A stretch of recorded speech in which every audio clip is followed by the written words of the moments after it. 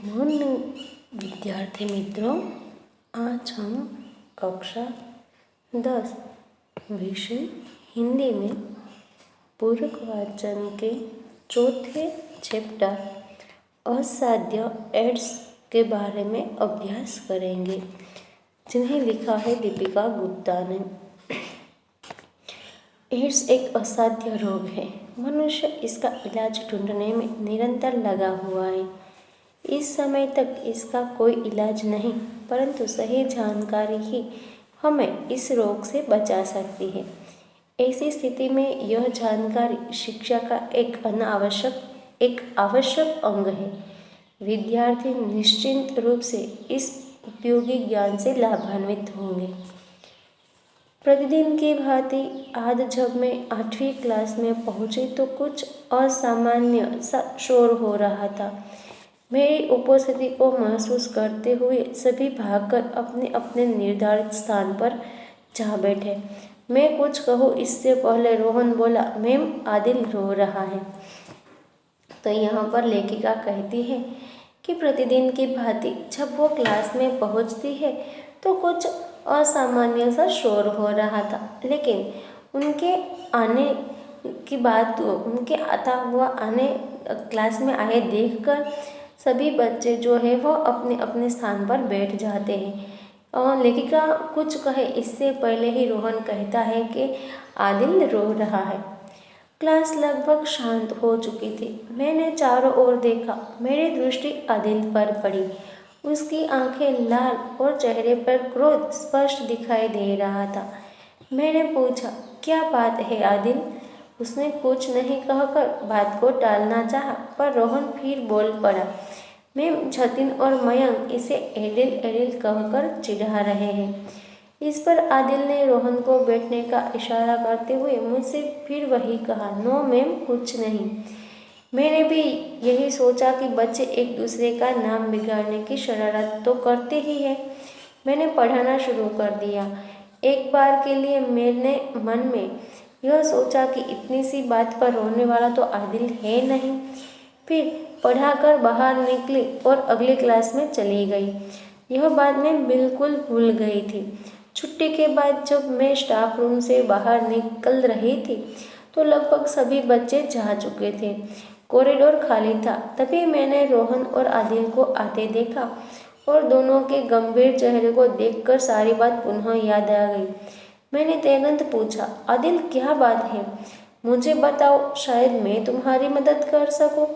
आदिल कुछ नहीं बोला। उसकी आंखों में फिर आंसू तैरने लगे तो रोहन ने बताया, मैम इसके दादाजी HIV पॉजिटिव हैं, इसलिए मयंक और जतिन इसे एडिल एडिल कहकर चिढ़ा रहे थे।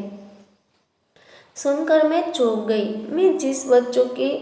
मैं जिसे बच्चों की शैतानी समझ रही थी वह तो काफ़ी गंभीर बात थी।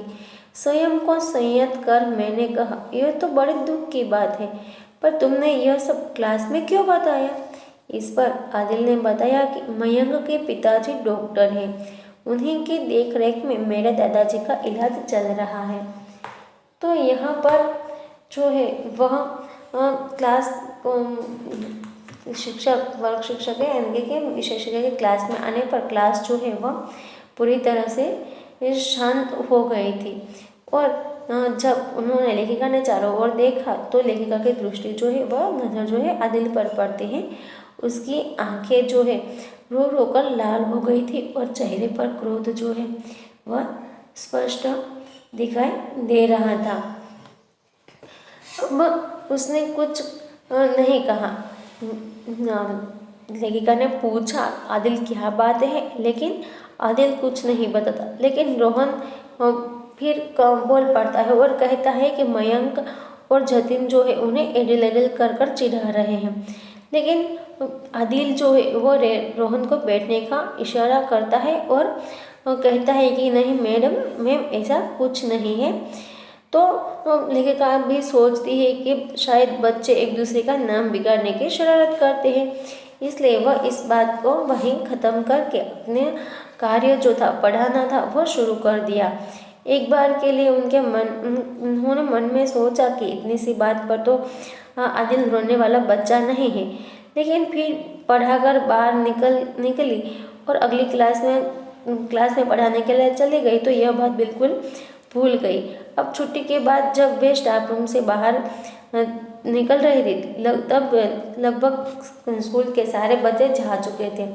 उतनों में उन्होंने खाली कॉरिडोर में रोहन और आदिल को देखा और दोनों के चेहरे बहुत ही गंभीर थे। तो लेखिका को पूरी बात जो है वह फिर से याद आ गई, इसलिए उन्होंने आदिल से फिर पूछा कि क्या बात है, तुम मुझे बताओ, मैं शायद तुम्हारी कुछ मदद कर सकूं। तब आदिल बताता है कि उनके जो दादाजी है वह HIV पॉजिटिव है, इसलिए मयंक और जतिन जो है उन्हें एरिल कहकर चिढ़ा रहे थे। तो यह बात तो सुनकर लेखिका पहले तो चौंक जाती है, फिर जिस बात को वो बच्चों की शैतानी समझ रही थी वह शैतानी नहीं लेकिन काफ़ी गंभीर बात थी। फिर पहले खुद को तो संभालती है और फिर कहती कि ये तो बड़ी दुख की बात है, लेकिन साथ में यह भी कहती है कि तुमने यह सब क्लास में क्यों बताया। तब आदिल कहता है कि मयंक के पिताजी डॉक्टर है और उनके दादाजी का इलाज उन्हीं की देख में हो रहा है। अच्छा ठीक है, मैं उन्हें समझाऊंगी, कहकर मैंने बच्चों को भेज दिया और स्वयं भी घर आ गई।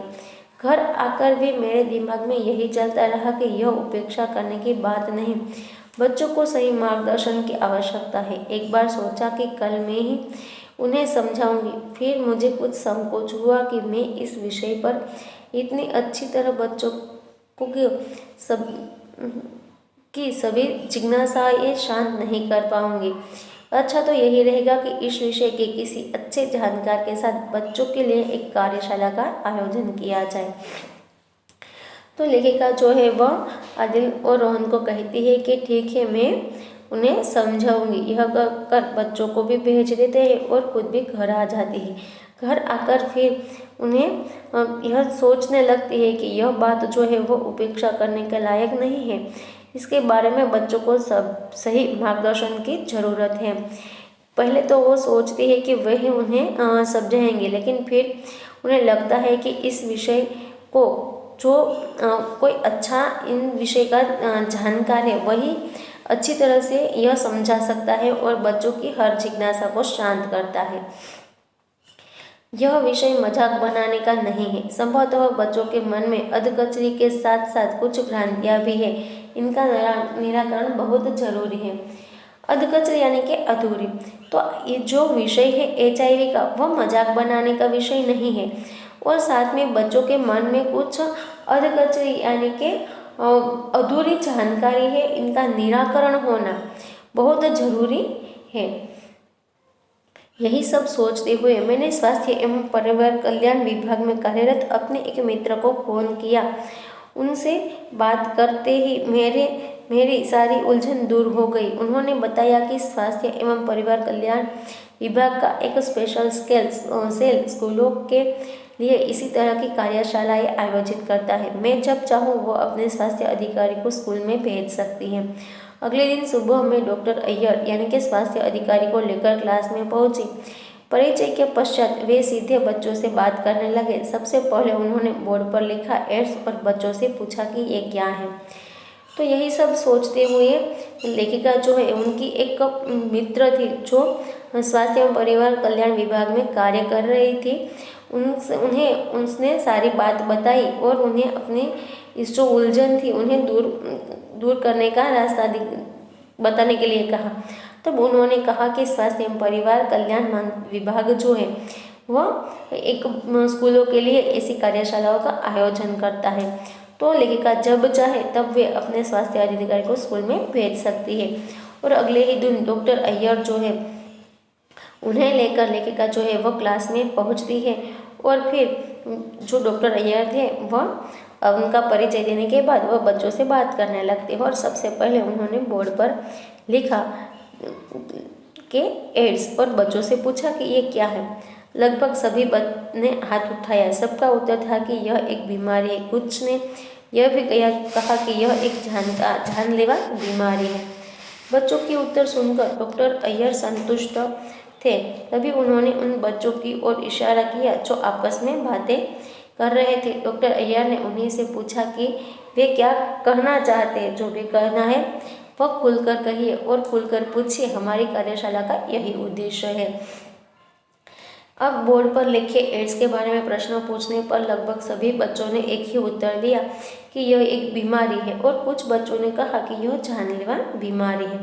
लेकिन बच्चों के उत्तर सुनकर डॉक्टर अय्यर जो थे वह संतुष्ट थे। लेकिन तभी उन्होंने देखा कि कुछ बच्चे जो है वह आपस में बात कर रहे थे। तो डॉक्टर अय्यर ने उन्हें कहा कि आप जो भी कहना चाहते हैं वह खुलकर कहिए और अपने प्रश्नों जो है वह पूछिए और उनका निराकरण जो है वह प्राप्त करिए। आपका प्रश्नों का उत्तर देना ही इसका उद्देश्य है। इस पर बच्चों में से एक ने कहा, सर यह एक गंदी बीमारी है जो गंदे लोगों को होती है। डॉक्टर अय्यर, बेटा आप लोगों ने किसी अच्छी बीमारी का नाम सुना है क्या? क्लास में सभी का ठहाका लगा। डॉक्टर अय्यर ने समझाया कि हर बीमारी गंदी या खराब ही होती है, पर यह बात कहना गलत है कि यह बीमारी गंदे लोगों को होती है। यह बीमारी किसी को भी हो सकती है। जिसे बीमारी हो गई है उसे घृणा करना भी गलत है। घृणा यानी कि नफरत। हमारे समाज में जानकारी के अभाव में लोग एड्स के रोगियों के प्रति बुरा व्यवहार करते हैं। ऐसे भी कई किस्से सामने आए हैं जब रोगियों को उनके घर वालों ने घर से निकाल दिया। इसलिए सही जानकारी जरूरी है। आप हर बात खुलकर पूछिए, मैं आपको पूरी जानकारी दूंगा। तो इस पर बच्चों से कहा कि आप जो भी पूछना है खुलकर कहिए, पूछिए। तो बच्चों ने कहा कि सर यह बीमारी जो है वह गंदी है और गंदे लोगों को होती है। इस पर डॉक्टर अय्यर कहता है कि बेटा क्या आप लोगों ने कभी अच्छी बीमारी का नाम सुना है? इस बात में सारा क्लास हंसने लगता है। और फिर डॉक्टर जो है वह समझाते हैं कि बीमारी ये गंदी या खराब नहीं होती। ये तो हर बीमारी जो है वह गंदी होती है, खराब होती है। लेकिन यह कहना गलत है कि बीमारी जो है वह गंदे लोगों को होती है। ये बीमारी किसी भी व्यक्ति को हो सकती है और इसलिए इसमें समाज में ऐसे बीमारी के प्रति नफरत करना, बीमार जो लोग हैं उनके प्रति नफरत करना गलत है। हमारे समाज में इस बीमारी की जानकारी का अभाव होने के कारण ऐसे रोगी लोगों के प्रति बुरा व्यवहार किया जाता है। और कई केसों में तो ऐसा भी होता है कि जब घर के लोग ही ऐसे रोगी को घर से बाहर निकाल देते हैं। इसलिए सही जानकारी जरूरी है। तो मैं इनकी आपको पूरी जानकारी दूंगा। इसके बाद डॉक्टर अय्यर ने श्याम पट यानी कि ब्लैक बोर्ड पर लिखा, एक्वायर्ड यानी कि प्राप्त किया हुआ, आई इम्यून रोगों से लड़ने की क्षमता, डी डिफिशियंस कमी और एस सिंड्रोम लक्षणों का समूह। एड्स एक भयंकर बीमारी है। यह संसार के लिए एक चुनौती बन चुकी है। विश्व स्वास्थ्य संगठन WHO के अनुसार लगभग 5 करोड़ वयस्क और 15 लाख बच्चे HIV की चपेट में आ चुके हैं। क्लास बिल्कुल शांत थी। सभी ध्यान से सुन रहे थे। आदिल ने हाथ उठाया और पूछा, सर ये HIV क्या है? तो एड्स एक भयंकर बीमारी है। आज संसार में यह एक चुनौती बन चुकी है। विश्व स्वास्थ्य संगठन WHO के अनुसार लगभग 5 करोड़ वयस्क और 15 लाख बच्चे जो है वह HIV के चपेट में आ चुके हैं, यानी कि HIV ग्रस्त हो चुके हैं। सभी बच्चे ध्यान से सुन रहे थे। तभी आदिल जो है वह प्रश्न करता है कि HIV क्या है? डॉक्टर अय्यर, असल में यह HIV ही एड्स की जड़ है। इसे पूरे शब्दों में ह्यूमन इम्यूनो डिफिशियंसी वायरस कहते हैं। यह वायरस अर्थात जीवाणु जिसके शरीर में प्रवेश कर जाता है उस व्यक्ति में बीमारियों से लड़ने की क्षमता नष्ट हो जाती है। इस बार माधुरी ने पूछा, यह वायरस शरीर में प्रवेश कैसे करता है? डॉक्टर अय्यर, यह बात जानना बहुत जरूरी है। यही जानकारी आपको एड्स से बचा सकती है। इसे जानने के बाद आप बहुत सी भ्रांतियों से भी बच सकते हैं। आप समझ जाएंगे कि एड्स के रोगी को छूने से या उसके पास बैठने से यह रोग नहीं फैलता। इसके निम्नलिखित कारण हैं। यानी कि माधुरी के द्वारा पूछे गए प्रश्न पर हाँ, डॉक्टर अय्यर कहते हैं कि यह बात जानना बहुत ज़रूरी है कि एड्स का वायरस जो हमारे शरीर में कैसे प्रवेश करता है। इससे हमारे मन में उनके प्रति जो भी संदेह है उनसे हम बच सकते हैं। और इसी से यह समझ जाएंगे तो हम एड्स से बच सकते हैं। और उन एड्स के जो रोगी हैं उन्हें छूने से या उसके पास बैठने से यह रोग नहीं फैलता, यह भी हमें समझ में आ जाएगा। एड्स होने के निम्नलिखित कारण इस तरह हैं। संक्रमित सुई यानी कि इन्फेक्टेड नीडल। अनाड़ी डॉक्टर द्वारा रोगी के लिए प्रयोग में लाई गई सुई को यदि किसी स्वस्थ व्यक्ति के लिए पुनः प्रयोग में लाया जाए तो HIV शरीर में प्रवेश कर सकता है। यानी कि HIV ग्रस्त व्यक्ति को के लिए प्रयोग में लाई गई सुई यदि स्वस्थ व्यक्ति के लिए पुनः प्रयोग की जाए तो वह HIV प्रयोग के वायरस उनके शरीर में प्रवेश कर सकते हैं। नशीली दवा यानी कि ड्रग्स लेने वालों द्वारा संक्रमित सुई के प्रयोग के समय भी ऐसा हो सकता है। और आगे नाक, कान या त्वचा पर किसी भी हिस्से में छेद करवाने के समय और गोदना गुत्वाद यानी कि टैटू बनवाने वालों की सुई से भी ऐसा हो सकता है। यानी कि हम देखते हैं कि यह जो सुई है एक व्यक्ति के लिए उपयोग में लाई गई सुई दूसरे व्यक्ति को हम जब वह प्रयोग में लाते हैं तब इनकी संभावना बढ़ जाती है। दूसरा है संक्रमित रक्त। शरीर में रक्त की कमी या शल्य चिकित्सा यानी कि ऑपरेशन के समय हमें रक्त की आवश्यकता पड़ती है। उस समय यदि संक्रमित HIV इन्फेक्टेड रक्त चढ़ा दिया जाए तो स्वस्थ व्यक्ति के शरीर में यह विषाणु प्रवेश कर जाता है। रक्त के अतिरिक्त कभी रक्त के अन्य पदार्थ जैसे प्लाज्मा, प्लेटलेट्स आदि चढ़वाने के समय भी ऐसा हो सकता है। तीसरा है संक्रमित व्यक्ति के साथ असुरक्षित यौन संबंध। यदि कोई स्वस्थ व्यक्ति किसी HIV संक्रमित स्त्री या पुरुष के साथ असुरक्षित शारीरिक संबंध बंधाता है तो भी यह विषाणु स्वस्थ व्यक्ति के शरीर में प्रवेश कर जाता है। चौथा है संक्रमित माँ द्वारा स्तनपान। जो माँ HIV से संक्रमित है यदि वह बच्चे को अपना दूध पिलाती है तो बच्चे के शरीर में यह विषाणु जो है यानी कि HIV के विषाणु है वह प्रवेश कर जाते हैं। अतः इन बातों का हमें विशेष ध्यान रखना होगा। यदि इन कारणों से बचा जाए तो हम इस रोग को फैलने से रोक सकते हैं। यानी कि यह जो बातें हमें बताई गई है उनका हमें विशेष ध्यान रखना है। यदि हम इन सारे कारणों से बच जाए तो हम इस रोग को फैलने से रोक सकते हैं। इस बार सुशांत ने हाथ उठाया। सर, मैं यह जानना चाहता हूँ कि एड्स के रोगी को क्या परेशानी होती है।